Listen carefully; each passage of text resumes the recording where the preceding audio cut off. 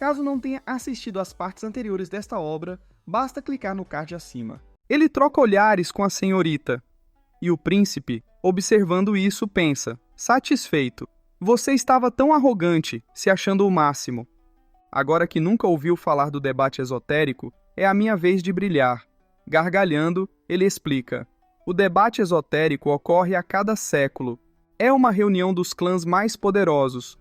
Como o clã Luo não passa de um clã de terceira categoria, mera bucha de canhão durante todos esses anos, é compreensível que vocês nunca tenham ouvido falar. Sombrio, o prota questiona. Sério? Nesse caso, por que Sua Majestade convidaria um clã tão insignificante como o nosso para participar? Com um sorriso, o prota declina. Por favor, informe a Sua Majestade, terceiro príncipe, que após ouvir suas palavras, Zhu Fan se sente incompetente e envergonhado de participar de um evento tão grandioso. Virando o rosto, ele sugere, diga a ele para procurar alguém mais à altura. O príncipe, em pânico, implora, não, irmão. Aproximando-se, choramingando, ele se justifica. Meu pai vai me matar se eu fizer isso. A culpa é minha por querer me exibir. E promete, certo, vou emoldurar a primeira regra do clã Lu e colocá-la na minha parede para nunca me esquecer. No futuro, você será o único a se exibir. Por favor, perdoe a ignorância deste seu irmão. O mestre Fang sorri ao observar a cena, e o prota cede. Prossiga. O príncipe alerta. Irmão, para ser franco, o debate esotérico não é apenas uma reunião da elite dos clãs, mas um palco onde as casas apostam sua honra e se avaliam. Para ascender, é preciso lutar até a morte. Um clã pode alcançar o topo em um instante, ou cair em ruína no outro. Vários clãs de primeira classe acabam em situações piores do que clãs de terceira categoria. Portanto, se participar, fique atento. O prota o encara e questiona. Entendo. E por que diz isso? O príncipe explica. Bem, trata-se de uma tradição que remonta à fundação do Império. Na época em que as 7 casas viviam em conflito, não havia guerras declaradas entre elas, mas nenhuma estava disposta a se submeter às outras. Para apaziguar essa disputa, o imperador fundador de Tianyu firmou um tratado com as 7 casas. Jovens com menos de 30 anos competiriam para determinar qual casa lideraria as demais. Esses jovens, um dia, representariam suas casas no futuro. O poder que demonstrassem no torneio indicaria o poder futuro de suas respectivas casas. E continua. Assim, as 7 casas cessaram as hostilidades e suas posições foram estabelecidas. Por um tempo, as coisas funcionaram bem. Estendendo a mão, ele acrescenta. Esse foi o início do debate esotérico. Gradualmente, outros clãs poderosos, sedentos por glória, passaram a participar. Eram escolhidos pelas 7 casas e pela família imperial, e assim o debate esotérico continuou. No entanto, independentemente de quantos clãs participassem, as 7 casas sempre se mantinham no topo. Fechando os olhos, ele comenta. Os demais lutavam apenas pela chance de se tornarem vassalos das 7 casas. Com o tempo, a situação se tornou estranha. As 7 casas, protegendo sua reputação, não lutavam a sério no debate esotérico, enquanto os clãs vassalos lutavam com todas as suas forças por seus mestres. Abrindo os olhos, ele conclui: os sobreviventes se tornavam cães de guarda das 7 casas, recebendo seu apoio, enquanto os perdedores se transformavam em meros degraus para a ascensão dos outros. Uma situação triste e patética. Com um olhar sombrio, ele reflete indignado. As 7 casas roubaram dos outros clãs a chance de alcançar a grandeza, reduzindo-os a peões descartáveis. O debate esotérico, realizado a cada século, estagnou Tianyu, impedindo seu crescimento, enquanto o poder das 7 casas continuava a aumentar. Com raiva, ele declara: as 7 casas são o câncer de Tianyu, e o prota o encara, confirmando: então o imperador espera que eu derrote o estado regente? O príncipe sorri, corrigindo: acho que não. Isso seria muito difícil para um clã novato como o seu. Vocês são fracos demais. O Estado Regente se considera o líder das 7 casas e ambiciona controlar as demais. Estendendo a mão, ele explica: portanto, meu pai quer que você perturbe o Estado Regente e atrapalhe seus planos. Não importa qual casa vença, será um golpe no prestígio do Estado Regente. E o Prota questiona, indignado: perturbar? Quer que eu me rebaixe a esse nível? A fazer algo tão insignificante? O príncipe ri argumentando: irmão, eu sei que você é poderoso. Tremendo, ele reforça: mas você não os conhece. Até mesmo interferir nos planos deles já seria um grande feito. Ele retira um pergaminho e o apresenta. Este é o registro do último debate esotérico. Veja você mesmo. O Prota o encara, e o príncipe aponta indicando: o nome em 7º lugar, da Torre Huayu, deve lhe ser familiar.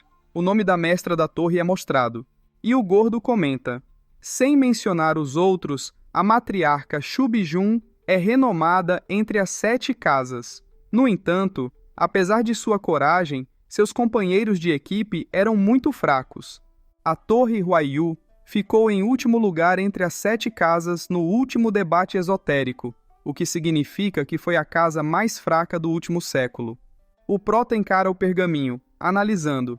Isso mostra o poder de cada mestre da casa, uma projeção do poder que cada clã terá no futuro próximo. O 6º nome, Floresta Feliz, nada inesperado vindo de um bando de oportunistas. E então, surpreso, ele observa. 5º lugar, Marquês da Espada, liderado por Jian Suifeng. Se a mansão do Marquês da Espada ficou em 5º, então seu poder também era o 5º entre as casas. 4º lugar, Pavilhão Qianlong, com Longjil e os outros anciões. 3º lugar, Vale Yuming, com a participação de Yu Guiqi. 2º lugar, Vale do Rei da Medicina, liderado pelo cruel Rei da Medicina, Yan Song. E em primeiro lugar, obviamente, o Estado Regente. Todos os nossos aliados foram, na verdade, perdedores, enquanto o topo foi dominado pelos lacaios do Estado Regente. Eles não são apenas mais fracos que o líder, mas também mais fracos que os outros. Problemático. O príncipe surpreso ri e tranquiliza o Prota. Não fique assim, irmão.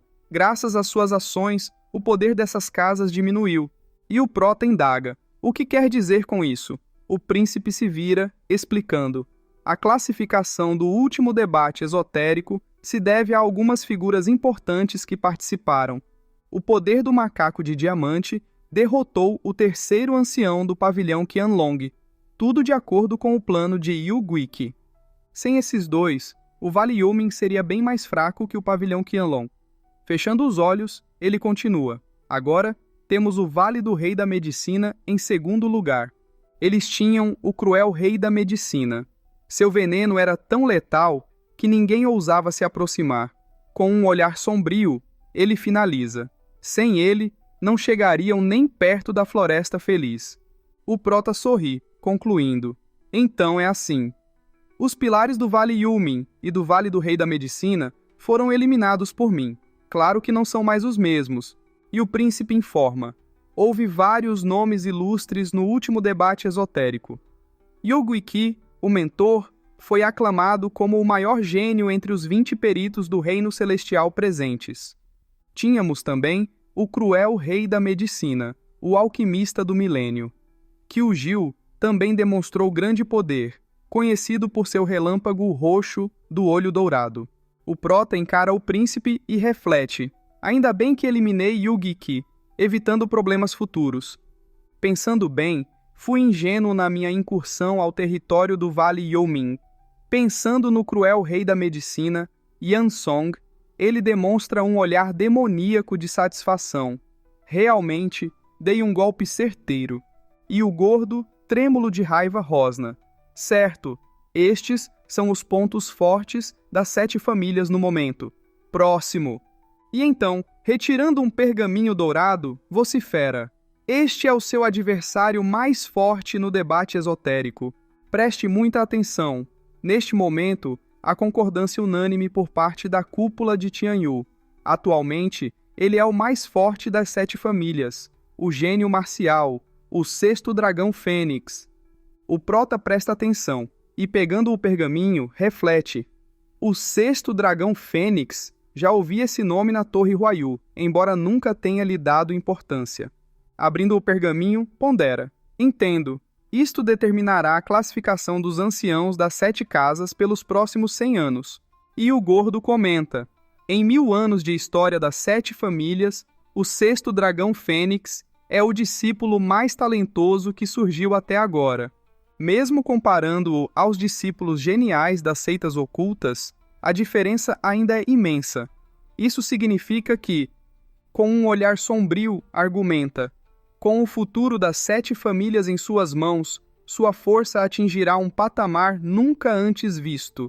Eles serão imparáveis, até mesmo para a família imperial. É por isso que o Estado regente está pressionando pela união das 7 famílias. Olhando para o Prota, adverte, se isso se prolongar, o preço que pagarão será ainda maior e talvez nunca consigam êxito. O Prota, com o semblante sombrio, observa o pergaminho e analisa. É verdade. O crescimento do poder das 7 famílias não é apenas um problema para a família imperial, mas também para o Estado regente.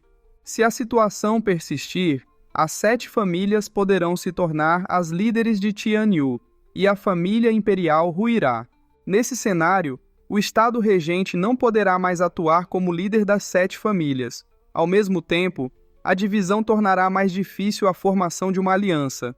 E o príncipe se senta, afirmando, primeiramente, a Fênix dos 6 dragões é a líder da seita da Torre Huayu, a ascendente Fênix de Gelo, Chu Qingcheng. Limpando o suor do rosto, o príncipe prossegue. Há rumores de que Chu Qingcheng, com o título de Fênix de Gelo Ascendente e um talento incomparável, foi escolhida como chefe de sua família e líder da seita ainda muito jovem. Contudo, ela é arrogante e parece considerar todos os homens do mundo como lixo. Fechando os olhos, declara. No entanto, é inegável a sua força. Ela permanece invicta, mesmo entre os mais velhos das 7 famílias. E o Prota sorri e pergunta, você já a encontrou? O príncipe, surpreso, suspira e responde, não posso dizer que não, mas mesmo que a tenha visto, é como se não a tivesse visto. E, em um delírio apaixonado, tocando o rosto, relembra. Quando Chu Qingcheng tinha apenas 28 anos, visitei a Torre Huayu. Aquela figura elegante, aqueles movimentos rápidos, uma beleza verdadeiramente incomparável. Apesar de já ter se passado muitos anos, ainda sonho com aquele momento. O Prota sorri com a cena, enquanto o príncipe, irritado, esbraveja. É uma pena que... Ela estava com o rosto coberto por um véu. Não consegui ver seu rosto. Levantando a mão, acrescenta. Permaneci lá por mais de um mês, e um único olhar foi tudo o que ela me concedeu. Nada mais. O rumor de que ela é uma rainha de gelo se confirmou. E o Prota, incrédulo, indaga. Ah, só isso? E sorrindo revela. Embora eu já a tenha visto, a senhorita Lu se espanta. O gordo olha para o Prota e interpela. O quê? Você a viu? Você conseguiu ver o rosto dela? E o Prota confirma. Claro. Acaso teria alguma valia se não a tivesse visto? E ele agarra o Prota, insistindo. Como ela é? Ela é tão bela quanto dizem os boatos? O Prota semicerra os olhos e descreve. Como posso descrevê-la? Nem mesmo a imagem de pássaros caindo e peixes mergulhando faria jus à sua beleza. Seu rosto, sorrindo e olhando para o príncipe, complementa. É de uma beleza inigualável. E o príncipe, com inveja, pensa. Por que esse garoto tem toda a sorte? A senhorita Lu, espantada, semicerra os olhos, olha para o Prota e questiona. Zuofan, ela é realmente tão bonita? O Prota olha para ela e garante. Com certeza, passei 3 dias inteiros com ela. Depois de observá-la por tanto tempo, posso afirmar que ela é perfeita. O príncipe, em um acesso de desespero, exclama, o quê? E chorando, lamenta. Você passou 3 dias com ela? Como isso é possível? Eu pensei que ela odiasse homens. E o Prota, semicerrando os olhos, provoca. Talvez ela tenha aberto uma exceção para mim. Cada pessoa é diferente. Você não pode chamá-la de rainha de gelo apenas por causa de suas próprias experiências com ela. Irmão, para ser sincero, se eu fosse uma garota, também não olharia para você. O príncipe, furioso, mordendo a blusa, rebate. Você, o que você está dizendo? E o prota opina. De qualquer forma, é verdade que Shu Qinsheng é extremamente talentosa, mas não a ponto de ser inigualavelmente forte e se comparar a todos os gênios de todas as seitas. Ela nem sequer conseguiu derrotar Huangpu Qingyun, do estado regente. Se todos os 6 dragões estivessem nesse nível, com um olhar diabólico ameaça, eles não seriam problema para mim. O mestre Fang ri e prevê. Zhuo Fan, se é isso que você pensa, o concurso das 100 escolas acontecerá daqui a 5 anos. Olhando para o prota, adverte. E será a sua ruína. E o prota o encara perguntando. Oh, como assim? E o mestre Fang explica. Você já esteve na Torre Huayu. Com suas habilidades, tenho certeza de que sabe como têm sido as coisas nos últimos anos. Eu mesmo vi Shu Qinsheng. Lá é realmente talentosa. É uma pena que sua velocidade de cultivo tenha sido prejudicada por contratempos e ela tenha ficado para trás dos discípulos de outros lugares. Encarando o prota, continua. É por isso que ela pareceu tão fraca diante de você. Você disse que ela nem conseguiria derrotar Huangpu Qingyun?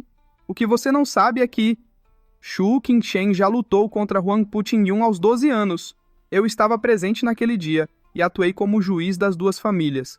Consegue adivinhar o resultado? O prota, surpreso, presta atenção. E o mestre Fang, rindo, revela. Com apenas um movimento, Huangpu Qingyun foi derrotado. O prota se espanta com a informação e o mestre Fang prossegue. Eu percebi imediatamente que ela tinha o potencial para superar até mesmo os 5 guardiões do dragão divino. Quanto aos discípulos geniais das outras famílias, eles também possuem potencial semelhante. Além disso, fechando os olhos, acrescenta. Com a Torre Huayu se estabilizando, ela terá tempo para se concentrar em seu treinamento novamente. Abrindo os olhos, conclui. Em 5 anos, quem sabe o quão forte ela se tornará. Os discípulos das outras famílias treinam há mais tempo do que ela, então, certamente são mais fortes. Virando-se, comenta. Quanto ao próximo concurso das 100 escolas, até eu estou ansioso, ele gargalha. E o prota avalia. Se for como ele diz, então a força dos 6 dragões supera até mesmo a de seus próprios chefes de família. Então, o que enfrentarei são 7 monstros. E o príncipe informa. Um dos 6 dragões do Bosque Feliz é o dragão fugaz da floresta, Lin Xuanfeng. O Bosque Feliz é famoso por sua velocidade, e Lin Xuanfeng faz jus ao seu nome. Ele atravessa as florestas como o próprio vento. Seus movimentos imprevisíveis o tornam um adversário formidável.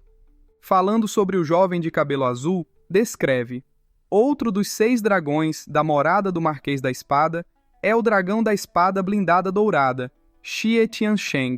Comparado ao seu irmão Xie Tianyang, ele é muitas vezes mais forte. Ele é um verdadeiro gênio da esgrima. O movimento característico da morada do Marquês da Espada é uma arte marcial de classificação profunda chamada as 9 formas da espada fluida.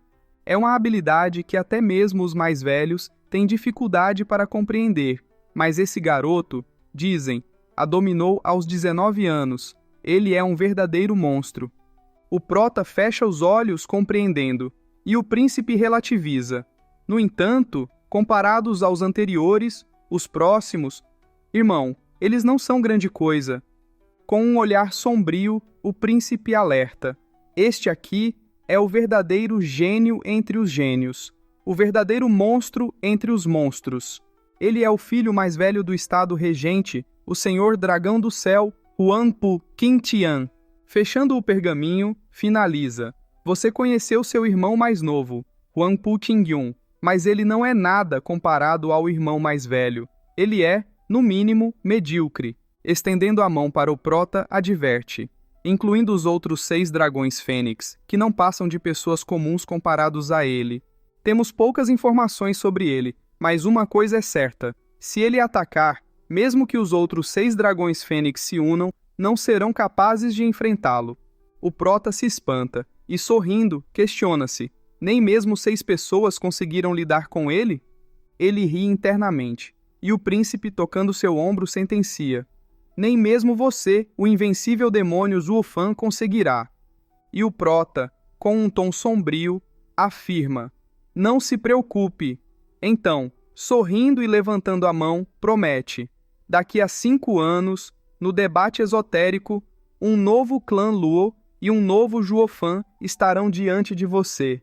Com uma expressão séria, declara: mas enquanto isso, preciso fazer algo. Espero que a família imperial consiga manter o clã Luo em segurança. O príncipe se alegra e o mestre Yan o observa. E o príncipe assegura: não se preocupe, irmão. Você pode cultivar à vontade e se preparar para o debate esotérico. O clã Luo estará seguro sob sua proteção. E, se você se destacar na competição das 100 escolas, o imperador terá um pretexto perfeito para lhe conceder um título da família imperial. Se o Estado regente tentar algo contra você, terá que passar pela família imperial, o que será ainda mais difícil. O prota o encara e sorri, planejando: crise, crise, onde há perigo, há oportunidade. E desta vez, o debate esotérico é a maior oportunidade para o clã Luo ascender ao topo de uma só vez. O tempo passa e a cena mostra o príncipe partindo. O prota chama: senhorita, convoque todos os anciãos do clã. Olhando para trás, ordena: é hora de deixarmos a cidade Windgaze. Ela demonstra desgosto. A cena muda para a sala de reunião, onde alguém protesta: o quê? Faz menos de 10 anos desde que nos unimos e nos estabelecemos como um clã, e agora devemos confrontar diretamente as 7 casas nobres, com milhares de anos de história? O ancião Li e o ancião Yan se entreolham, ponderando: não seria isso o mesmo que atirar um ovo contra uma rocha? A missão desta vez é realmente árdua. É mostrado o prota com a jovem senhorita cabisbaixa, e o prota questiona: ancião Li, você já esteve na propriedade do regente. Acredita que temos alguma chance contra Huangpu Qingtian? O ancião Yan fica sério, e o mestre Li fecha os olhos, e ao abri-los responde: não, nenhuma. Todos ficam sérios com a resposta, enquanto a velha discorda: ora, velho fantasma Li, nosso governante Zhuo não é uma pessoa qualquer. Quantas pessoas neste mundo conseguem matar dezenas de especialistas celestiais enquanto estão no reino do forjamento de ossos? Como esse pirralho chamado Huangpu Qingtian pode se comparar ao nosso querido Zuofan? E o prota a encara e a repreende: irmã, este não é o momento para bajulação. Espero que leve isso a sério. Caso contrário, interpretarei suas palavras como uma ameaça. Ela se espanta. E o mestre Yan observa, refletindo.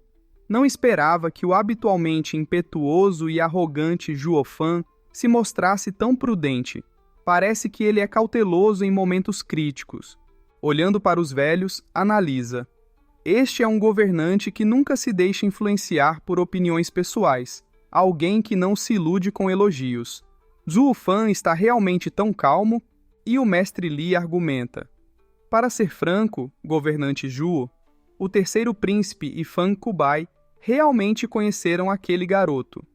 Embora as informações sejam baseadas em rumores, ainda há fundamento.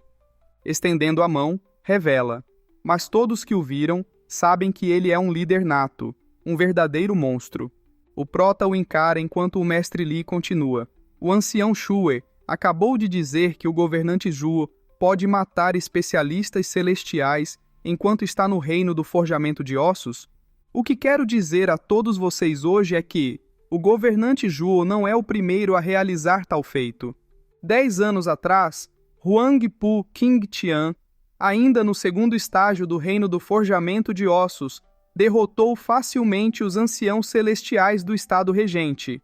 Fechando os olhos, descreve: esses anciãos eram diferentes do velho fantasma 7.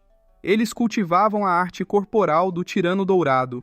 Todos eram poderosos cultivadores do corpo. O prota se espanta e deduz: eu consegui derrotar especialistas celestiais. Primeiro, porque possuo as asas da cotovia do trovão. Segundo, porque utilizei a areia movediça de diamante para refinar meu corpo. Além disso, é difícil imaginar outro método que possa tornar alguém tão absurdamente forte. E o mestre Li comenta: de fato, monstros como esse existem neste mundo. Sorrindo, compara. É como se ele tivesse nascido para superar todos os mortais e gênios. Antes de partir, aquele monstro estava sendo treinado pelo grão-mestre. Não sei em que estágio ele se encontra agora. Olhando para o prota, pondera.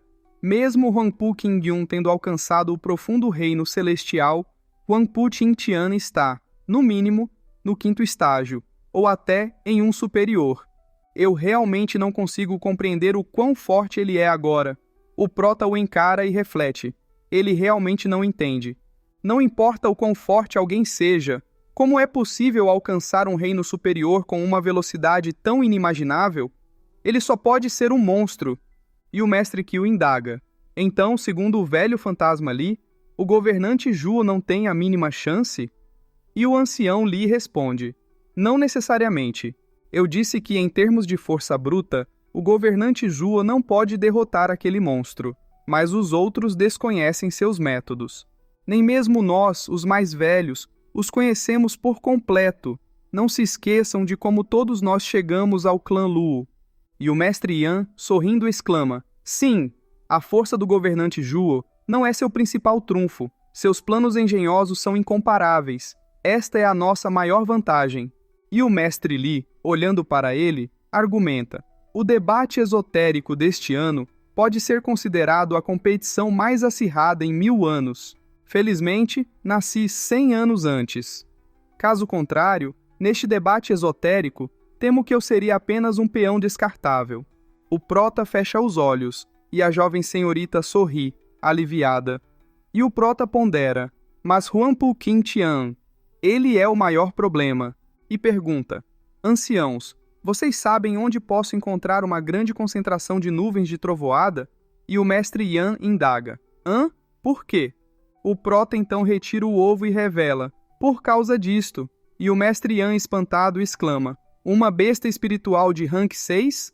O ovo da cotovia do trovão? O mestre Li gargalha e, estendendo a mão, comenta: você tem vários tesouros escondidos, governante Zhuo. Possui até um ovo de uma besta espiritual de 6º nível. Se chocar este ovo, terá uma besta feroz novinha em folha. Será capaz de assustar até mesmo peritos do reino divino. E o velho Qiu concorda. Sim, trabalhamos duro para conseguir uma, mas a melhor que temos está apenas no 5º nível. E a velha se espanta. Não imaginava que estivesse escondendo uma besta espiritual de 6º nível. Uma coisa dessas é difícil de conseguir, até mesmo para um perito do reino divino. E o mestre Qiu, completamente feliz, elogia. Como esperado do governante Zhuo, você está repleto de surpresas. E o prota encara-os, argumentando: não precisam me bajular. Consegui este ovo por coincidência. Ele estava danificado, e foi por isso que fui até a torre Huayu. Queria a seiva de Jade Bode para recuperá-lo. Muitas coisas aconteceram depois disso, então não tive tempo de cuidar dele. Consegui recuperar sua vitalidade recentemente, mas para chocá-lo preciso de um lugar com muitos raios. E o mestre Qiu sugere: isso não é difícil. Não seria capaz de criar uma matriz que atrai raios? E o prota responde: isso é impossível. Um raio atraído por uma matriz seria mais fraco e daria muito trabalho para estabelecê-la. Quero que ele ecloda enquanto estiver cercado por raios naturais. Assim, será mais forte quando amadurecer. E o mestre Li fecha os olhos, ponderando: nada mal. Vamos enfrentar o monstro das matrizes, Huangpu Qingtian. Precisamos de toda a força que pudermos conseguir. E ao abrir os olhos, afirma: se estamos falando de algum lugar em Tianyu que está sempre sendo atingido por raios, só existe um. E a velha adverte: não, essa área é proibida. Mal conseguimos lidar com as 7 casas nobres, e você quer arranjar mais encrenca? E o prota olha para ela, questionando: de que lugar vocês estão falando? Eles se entreolham e revelam: a montanha enxame de raios. E o prota indaga: montanha enxame de raio? O que existe lá? E o mestre Li explica: é o lugar perfeito para sua necessidade. Esse lugar está sempre repleto de nuvens carregadas e raios incessantes. Está assim há anos.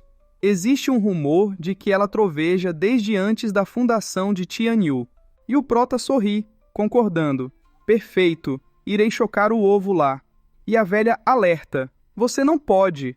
Estaria tudo bem se fosse no passado, mas há 60 anos, uma das 3 seitas que protegem o Império, a seita do demônio conspirador, deixou 4 criminosos lá para sofrerem diariamente a punição dos raios. E continua.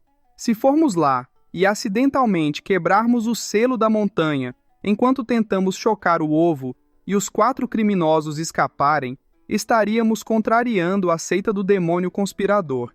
E não podemos lidar com isso. E o Prota encara interrogando. Os 4 criminosos podem perambular pela montanha? A montanha é protegida ou regularmente monitorada pela seita do demônio conspirador? E ela responde, bem, acho que não. Eles apenas os deixaram lá. Provavelmente acreditam que ninguém seria insensato o suficiente para libertá-los e se tornar inimigo da seita do demônio conspirador. E o Prota sorri, raciocinando. Então, qual é o problema? Mesmo se os libertarmos acidentalmente, vamos apenas fugir. Quem saberá que fomos nós? E ela se espanta, concordando. Ah, é verdade. E o Prota decide. Então este é o plano. E instrui. Senhorita Lei, ancião Lihan, preciso que façam algo para mim. Venham ao meu quarto mais tarde. Ele chama o ancião Li e, com um sorriso sombrio, convida. Vamos para a montanha em chame de raios. Eles então partem. E o Prota apressa. Ancião Li, quantos dias faltam? O ancião Li observa à frente, informando. Acredito que chegaremos em 3 dias. E o Prota reforça. Certo. Vamos ser rápidos para minimizar as chances de algo ruim acontecer. De repente, uma sombra aparece. O Prota se espanta e o ancião Li utiliza a garra do dragão fantasma para atacar. O objeto voa para longe, a mão do ancião treme e o Prota pergunta, preocupado. Ancião Li, você está bem? E o ancião Li tranquiliza. Estou bem, mas acho que esta é uma arma espiritual de pelo menos 5º grau. Ou superior. Se eu não fosse um cultivador corporal experiente, provavelmente estaria morto agora. O Prota se espanta, e alguém pega a arma, gargalhando e se vangloriando. Foi capaz de bloquear meu cajado de ossos espiritual, de 5º grau com as mãos nuas? Você é realmente habilidoso. Parece que encontrei um peixe grande hoje. O Prota encara-o e observa. Ele está na 3ª camada do reino divino. E o velho ameaça. Já que reconhece meu talento, se render agora, talvez eu o deixe viver. E o ancião Li emite um som de desgosto, zombando. Você está apenas na 3ª camada do reino divino. Sem entender a situação, ele libera uma aura e desafia. Ousa proferir tais asneiras em minha presença? E o velho se espanta, indagando incrédulo. O quê? Você é um perito da 6ª camada do reino divino? Um velhote como você? E o Prota encara-o ironizando. Você tem coragem de querer lutar contra alguém cuja força desconhece? Como conseguiu viver até agora e até mesmo alcançar a 3ª camada do reino divino? É um milagre. E interroga. É minha vez de perguntar. Quem é você e por que nos atacou? Quem o ordenou? O homem se espanta e, acusando, grita. Você está apenas na 5ª camada do forjamento de ossos. Só porque tem um pouco de poder, acha que pode bancar o perito, tentando obter informações de um ancião como eu? O Prota se irrita e xinga. Seu pequeno bastardo insolente. Você não tem noção? Arregalando os olhos, ele ordena. Ancião Li, chega de perguntas. Livre-se dele logo, e vamos continuar. O ancião Li consente, sem problemas. E sorri, provocando. Não é humano, e também não é um monstro. Aproximando-se com um olhar enlouquecido, sentencia. Agora, por favor, pereça. Ele desfere um soco. O homem tenta se defender com o cajado. O ancião Li, então, prepara um golpe poderoso, lançando-o contra o cajado. O homem cerra os dentes reclamando. Mas que droga! Encontrei um oponente de verdade desta vez. Uma pequena explosão acontece, e ele é jogado para trás, encarando o mestre Li que rosna. Ainda tenta fugir? O homem junta as mãos. Uma gosma roxa surge, e uma caveira se forma a partir dela. E o prota comenta: isso é uma técnica demoníaca? Interessante. E o homem gargalha, se gabando: não esperavam por isso. Eu sou o mestre das artes demoníacas mais maligno e aterrorizante. Esta técnica é a sombra fantasma, uma técnica de baixo nível do reino celestial. Ela irá devorar seu corpo e alma por completo. E então, estão tremendo de medo agora? O ancião lhe o encara seriamente, debochando: seu idiota. E o adversário se irrita, esbravejando: como ousa me subestimar? Ele então joga a caveira, ordenando: nesse caso vá para o inferno. E o ancião Li encara a caveira, desafiando: seu bastardo cego, hoje este velho lhe mostrará como uma verdadeira técnica demoníaca funciona. Ele então contra-ataca utilizando o bote do dragão demoníaco. A caveira é completamente extinta, e o adversário se espanta, questionando o incrédulo: o quê? Ele é atingido e voa longe, cuspindo sangue. Parando mais adiante, estende a mão, implorando: calma, eu me rendo, por favor, não me matem, eu imploro. O prota o encara, e o ancião lhe ri debochando: seu bastardo cego agora implora por clemência? Ele avança, ameaçando: é tarde demais. E o homem grita, desesperado: irmãos, vão deixar seu irmão morrer? Me salvem! Um tremor surge. O homem ri e uma voz pergunta: quem ousa mexer com nosso irmãozinho? Auras surgem e o mestre Li se coloca à frente do prota. Outros aparecem, gargalhando e intimidando: meus irmãos chegaram. Estão com medo agora? Ele gargalha, provocando: conheçam seu lugar e desistam. Talvez eu considere poupar suas vidas. Outros anõezinhos demoníacos chegam, e o mestre os observa, analisando: esses idiotas, como ousam se dizer da terceira camada do reino divino? De onde vem tanta coragem para se gabarem tanto? E ordena: velho Li, acabe com esses idiotas inúteis. Não aguento mais olhar para as caras deles. E o mestre Li adverte: governante Zhuo, parece que temos um problema. Ele os cumprimenta e indaga: vocês são os aclamados membros da seita do demônio amaldiçoado, banidos para a montanha extrema de raios? Os 4 demônios da seita do demônio amaldiçoado? O prota se espanta e se vira, refletindo: eles não são os criminosos aprisionados pela seita do demônio amaldiçoado? Não estavam confinados? Como escaparam? E eles gargalham, se apresentando: exatamente! Somos os mestres demoníacos, os demônios e monstros conhecidos como os 4 demônios da seita do demônio amaldiçoado. Sangue escorre pela boca de um deles, e o prota semicerra os olhos, pensando: esses 4 são estranhos, um bando de idiotas. Não consigo imaginar porque a seita do demônio amaldiçoado os aceitou no passado. E comenta: velho Li, acabe logo com eles. Agora eu entendo. Cerrando os dentes, ele conclui: por isso a seita do demônio amaldiçoado os abandonou e não se importa mais com eles. Não quero ver esses 4 esquisitos novamente. E o prota alerta: governante Zhuo, não o subestime e nem pense neles como esquisitos. O poder combinado dos 4 virou o mundo de cabeça para baixo no passado. E o prota se espanta e sorrindo decide: nesse caso preciso observar melhor. E o demoninho de cabelo verde sugere, receoso: irmão, eles parecem muito fortes, é melhor fugirmos. E o outro se vira, repreendendo-o: seu covarde, você sempre estraga nossos planos de dominação. Não quero mais saber de você. E apontando para o outro, ele argumenta: além disso, nosso chefe está gravemente ferido. Como podemos não vingá-lo? E o prota fecha os olhos, analisando. Parece que entre os 4 idiotas ainda existe alguém com um pingo de bom senso. E o demônio sorri, argumentando: mas mesmo que não estejamos buscando vingança pelo nosso chefe, seu cajado de ossos foi danificado. De qualquer forma, temos que exigir compensação, não é?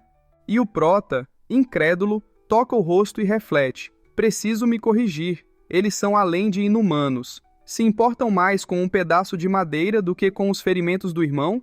Golpes surgem e o mestre deles ordena: não os chamei para discutir, mas para me ajudarem na batalha. Eu assumirei a liderança. Avancem comigo. Eles se preparam, enquanto um deles incentiva. Avancem! Avancem! Os outros o encaram com raiva e começam a espancá-lo, reclamando. Você é sempre o que mais grita, mas o que menos se esforça. E outro acusa. Sim, terceiro irmão, desta vez você vai na frente, ou não avançaremos. E o de cabelo verde pondera, preocupado. Pessoal, se acalmem, o chefe já está ferido. Acho melhor fugirmos. Eles continuam a brigar, acusando-se mutuamente. Quarto irmão, você está sempre nos atrapalhando e afetando nossa moral. É por isso que sempre perdemos. E outro concorda. Exatamente. Se você não tivesse se acovardado diante do nosso último inimigo, não teríamos perdido. O prota observa a cena, incrédulo, e pergunta: Velho Li, esses caras são fortes ou não? E o mestre Li, completamente espantado, responde incerto. Ah, eles devem ser, certo? Observando-os, ele explica. A história deles me foi contada. Nunca os vi pessoalmente. As lendas dizem que são quadrigêmeos, o que explica a sinergia entre eles. A seita do demônio, amaldiçoado, os aceitou por causa disso e ensinou-lhes a técnica de combinação. Dizem que quando os quatro agem juntos, são vitoriosos, mesmo se forem mais fracos que o oponente, graças à sua união numérica. No entanto, as brigas entre eles são frequentes e começam ao menor sinal de discordância, e o prota, irritado, indaga. Entendo. Nesse caso, como eles lidam com seus inimigos? E o mestre Li responde, talvez tenham sido confinados por esse motivo. Com um semblante sombrio, ele analisa. Os quatro podem ter uma sinergia perfeita, mas suas personalidades são incompatíveis, o que impede a cooperação. Observe o primeiro demônio, por exemplo. Ele é o mais velho entre eles. O demônio violento. É imprudente e age sem pensar. Basicamente, não tem cérebro. Não importa o quão forte seja o oponente, ele nunca hesita em avançar sozinho, sem se importar se seus irmãos o seguem ou não. Foi por isso que ele nos atacou diretamente com o cajado, sem avaliar nossa força. E o prota sorri concordando. Sim, entendi perfeitamente sua estupidez. E o ancião Li continua, descrevendo-os. O sujeito que queria compensação pelo cajado é o segundo mais velho, o demônio Scroque. É avarento e mesquinho. Na maioria das vezes, ele despreza o melhor resultado em troca de um pequeno benefício. É astuto quando se trata de ganhos financeiros, mas tolo ao tomar decisões importantes. E o prota opina, alguém assim merece uma boa surra. Ele se preocupa mais com uma arma espiritual do que com o próprio irmão. Eu mesmo lhe daria uma lição. E o mestre Li prossegue. O terceiro mais velho é o demônio inteligente. É perspicaz e habilidoso em ataques furtivos. Dizem que, durante as batalhas, ele fica à espreita, sem fazer muito esforço, mas sempre leva a maior parte dos despojos após a vitória. Em resumo, é um oportunista. E o prota sorri, comentando. Pelo menos podemos aprender algo com ele, ser mais esperto que nossos inimigos. É um desperdício de talento em alguém tão ganancioso, mas ele é o menos problemático dos quatro. E o mestre Li conclui. E o último, o mais novo, é o demônio covarde. Durante as lutas, ele sempre se esconde atrás do irmão mais velho. No entanto, dizem que ele é o mais forte dos quatro. Muitos já perderam por subestimá-lo. E o prota sorri, provocando. Velho Li, que tal provocá-los e ver como se saem? E o mestre Li se espanta, recusando. Governante Juo, não brinque. Eles são realmente fortes quando lutam juntos. O prota permanece em silêncio, e o ancião argumenta. Dizem que, há milhares de anos, quando estavam apenas na 9ª camada do reino celestial, eles atacaram e mataram um perito da 2ª camada do reino divino. É extremamente difícil ferir um perito do reino divino, e ainda mais difícil matá-lo, mas os quatro conseguiram essa façanha quando ainda estavam no reino celestial. Agora que estão na 3ª camada do reino divino, me pedir para provocá-los é o mesmo que me enviar para a morte. E o prota sorri, insistindo. E daí? O mais velho está ferido. A força combinada deles deve estar reduzida. O mestre Li arregala os olhos e o prota aponta para o grupo, gritando. Ei! Este homem disse que seu pai provavelmente engravidou uma porca gorda, e o resultado foram 4 aberrações como vocês. Eles param de brigar, espantados, e o mestre Li semicerra os olhos, pensando: Governante Zhu, seu desgraçado, você me armou uma cilada. Os 4 o encaram com olhares demoníacos, e o prota os observa pensando. A expressão deles mudou. E o mestre Li cerra os dentes pensando: mesmo que seja o líder do clã Lu, não tenho o direito de fazer isso com um ancião, mas vou deixar isso para depois. E desafia. Exatamente. A visão de vocês me causa náuseas. Venham, se tiverem coragem. Ele se surpreende com o ataque coordenado dos 4, que formam uma broca em sua direção. O mestre Li concentra energia em seu punho e contra-ataca. Os ataques colidem. O ancião Li é jogado para trás e cospe um pouco de sangue. As 4 auras se aproximam dele, e ele provoca. Seus abortos vão usar toda a sua força agora? Liberando sua aura, ele desafia. Tudo bem, vamos brincar até o fim. Técnica demoníaca. Primeira forma bote do dragão demoníaco. Um dos 4 grita apavorado: Ah, estou morto! Estou morto! E o líder deles ri como um louco, anunciando: acabou a brincadeira. Eles se separam, cercando o mestre Li, e o prota observa comentando: só isso? E reflete. O olhar deles mudou novamente. O mestre deles ri descontroladamente, desferindo um soco no rosto do ancião Li, e o prota pensa: oh, que rápido. O ancião Li se irrita ao receber uma série de golpes e reclama: por que estão atacando apenas de um lado? Estão cegos para enxergar o outro? E um deles gargalha, zombando: porque podemos! O que vai fazer? E o prota observa, analisando: isto é estranho. A velocidade do demônio violeta não era tão alta antes. Por que sua velocidade aumentou, enquanto seu dano diminuiu, mesmo ele estando gravemente ferido? De repente, ele deduz: ah, será que? E alerta: ancião Li, deixe-os bater em você. O ancião Li se espanta e cerra os dentes pensando: entendo, seus malditos. Vou me vingar por cada golpe. Ele para e provoca: ei, seus desgraçados! Ataquem o meu outro lado, se ousarem. E eles respondem gargalhando e se divertindo: não, não vamos. Um deles reaparece e zomba: vamos continuar batendo apenas em um lado. O ancião rapidamente agarra seu pescoço, repreendendo-o: seu fedelho de merda! Não te disse para atacar o outro lado? Agora está preso. E o demônio se desespera: droga, caímos em sua armadilha. Os outros circulam o ancião Li gritando: merda, ferrou! É uma armadilha! É uma armadilha! E o mestre Li prepara um soco, vociferando: deixem que este velho quebre a formação de vocês. Vão para o inferno e batam um papo com Hades. E o líder berra: já era, eu realmente me ferrei.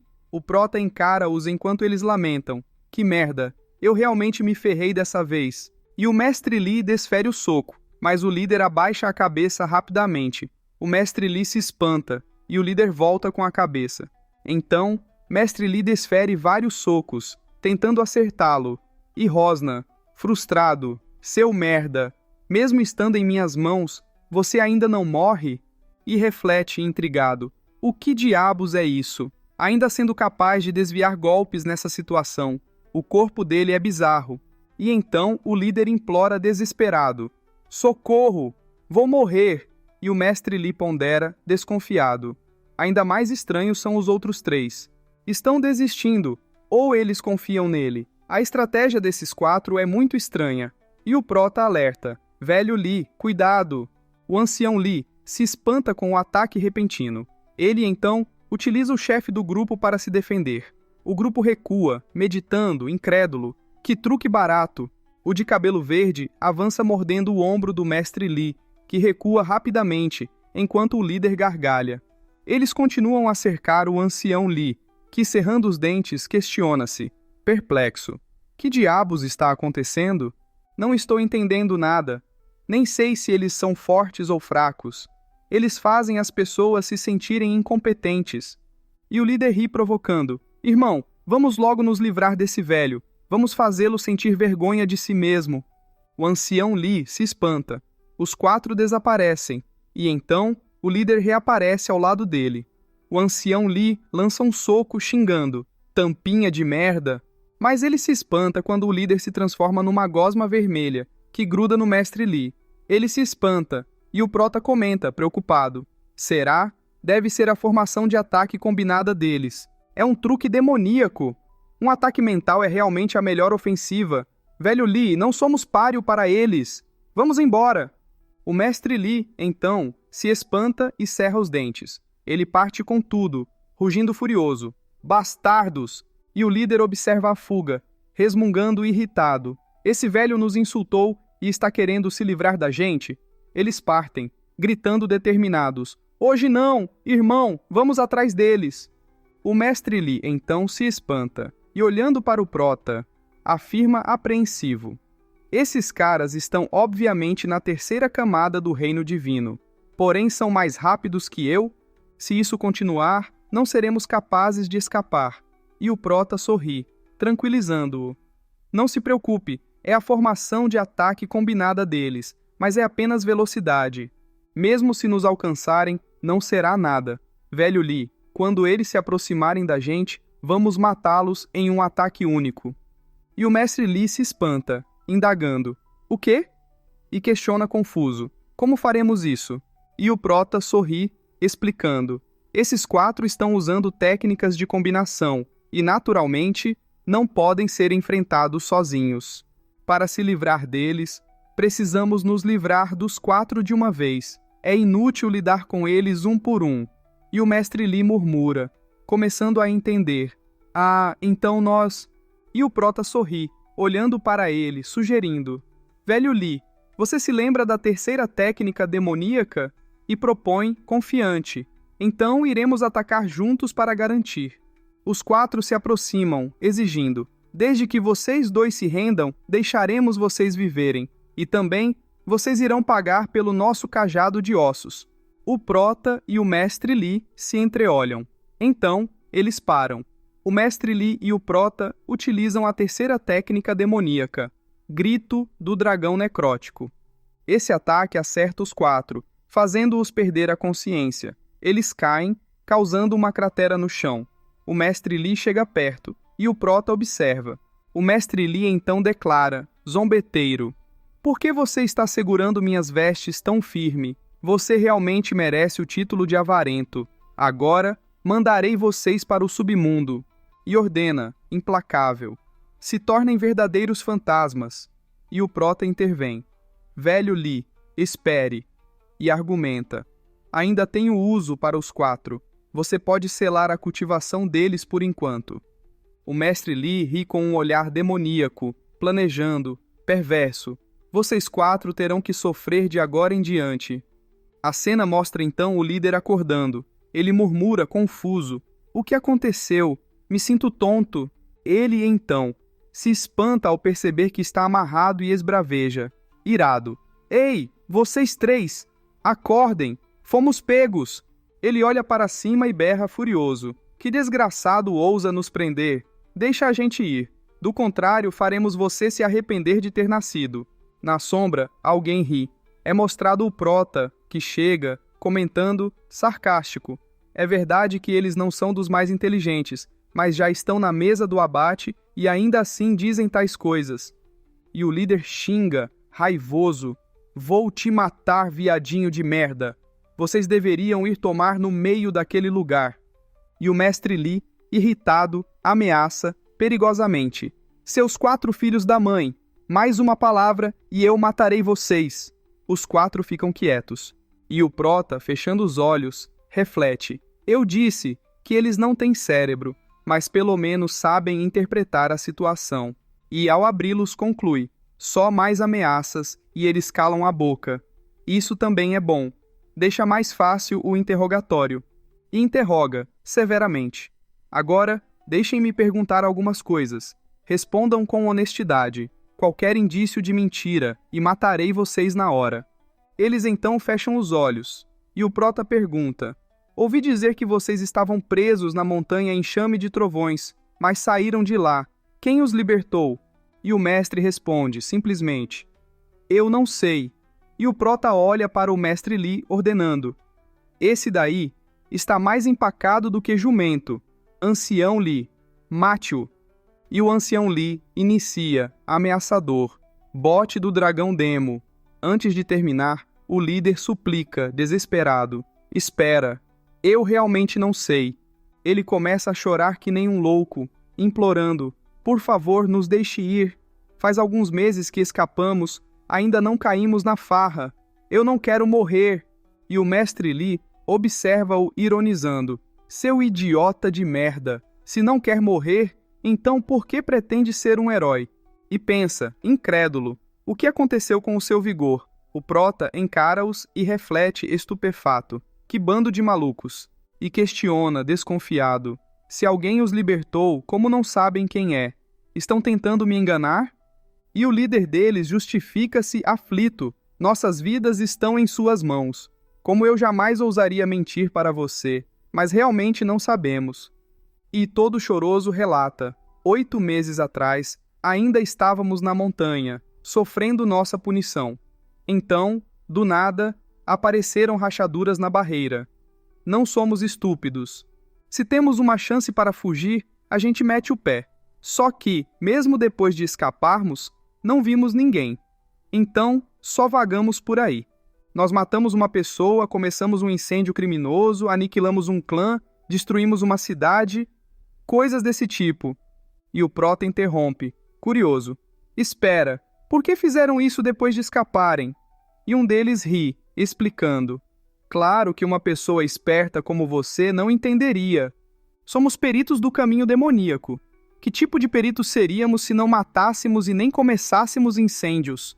Quanto mais matarmos, mais coisas ruins fazemos, e mais perto ficamos do verdadeiro caminho demoníaco, para fazer uso do nosso talento em ser perito demoníaco.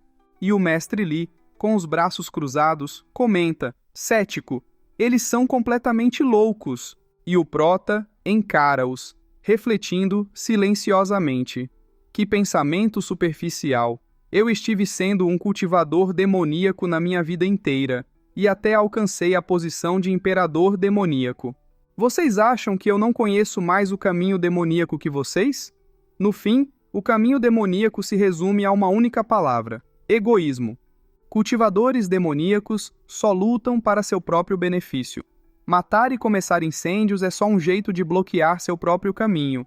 São apenas truques inúteis, mas eles tratam esses truques como objetivos e tiveram sua prioridade bagunçada, uma piada. Se o caminho demoníaco fosse tão cruel, eles teriam sido eliminados há eras. Como a seita demoníaca amaldiçoada resolveu aceitá-los? Semi-cerrando os olhos, ele pondera: e também, quem os libertou? Quais são os seus objetivos? Indaga perspicaz: por que vocês nos emboscaram? Quem lhes pediu isso? E o mestre responde, evasivo: foi uma coincidência. E o prota ordena, implacável: ancião Li, mate-o. E o líder implora, apavorado: espera, estou falando a verdade. Ele fica cabisbaixo, narrando, resignado: aconteceu dessa forma. Escapamos da montanha, enxame de trovões, destruímos 3 ou 4 cidades e matamos mais ou menos 100.000 pessoas. Não tínhamos o que fazer, então estávamos indo atrás de outra cidade, mas encontramos um garoto e fizemos uma aposta com ele. Não pensávamos que fôssemos perder, então aceitamos procurar ingredientes medicinais para ele. Perguntamos para ele onde achar tais ingredientes, e ele nos disse para roubar de quem passasse, especialmente peritos acima do reino celestial, e que teria muitos ingredientes nos anéis deles. Vimos vocês voando, e sem pensar muito, eu joguei meu cajado em você. O prota encara-o enquanto ele continua. Pensei que podíamos pegar muitas coisas boas e dar para o garoto para terminar a aposta. Não pensamos que seríamos pegos. Somos tão azarados. Eles então começam a chorar que nem uns loucos. O prota encara-os com raiva e rosna, impaciente. Entendi, parem de chorar. Se continuarem chorando, eu os matarei. Eles param e o prota pensa surpreso. Esses merdas estavam chorando de verdade. Pararam tão rápido. E questiona, cético: vocês 4... Vocês são tão honestos assim? Achavam que não perderiam a aposta? E o mestre gargalha, argumentando convencido. Claro que somos peritos do caminho demoníaco. Como não ganharíamos? O prota encara-o e toca o queixo. Eles olham para o prota, que fica pensativo, e o mestre Li pergunta: Governante Zuo, as palavras dele são de confiança? E o prota sorri, afirmando: mesmo que não sejam os mais inteligentes, e o que disseram não seja claro, e ainda por cima confuso, eles devem ser de confiança. Parece que alguém tentou criar caos em Tianyu. É por isso que os deixaram livres e nos puseram como alvos. O mestre Li se espanta e, sombrio, comenta, preocupado: se esse for o caso, podemos continuar nosso objetivo sem preocupações. Só tenho receio de que alguém tenha entrado nessa rota e colocado armadilhas no meio do caminho. O prota olha para ele e encara os 4. Ele então fica pensativo, e o mestre Li indaga: Governante Zuo, você está pensando na nossa rota para a montanha Enxame de Trovão, ou pensando em como lidar com os 4? E o prota ri, respondendo: já que não foram eles que causaram este problema, não deve haver problema com a viagem para a montanha Enxame de Trovões. Ele olha para trás e completa: já esses 4 esquisitões, tenho uma ideia do que fazer com eles. Acontece que eu tenho uma tática de união para 4 pessoas comigo. É perfeita para eles. E o mestre Li exclama animado: eu sabia! Você deve ter visto algo neles quando me pediu para pegar leve. Ele olha para eles e continua: curioso. Só que, com o quanto você está pensando nisso, você tem receio de aceitá-los? Você vai deixar a seita do demônio amaldiçoado infeliz? E o prota sorri, assegurando: na verdade, não. Já que a seita do demônio amaldiçoado os deixou sem vigia por 60 anos, não está claro se eles se importam com isso. Levantando a mão, ele conclui, decidido. E também, pessoas que almejam objetivos grandes não se preocupam com os detalhes. Com um olhar demoníaco, ele aperta o punho, finalizando, imponente: se eu não puder arriscar algo tão pequeno como isto, eu não deveria nem pensar em governar as terras. Caso queiram ver os vídeos com antecedência, é só se tornar membro do nosso canal. Assim, você terá acesso a vídeos antes de todos. Inscreva-se no canal, clique no sininho para receber notificações, dê um like se você gostou, deixe um comentário e compartilhe para ajudar nosso canal a crescer. Tamo junto!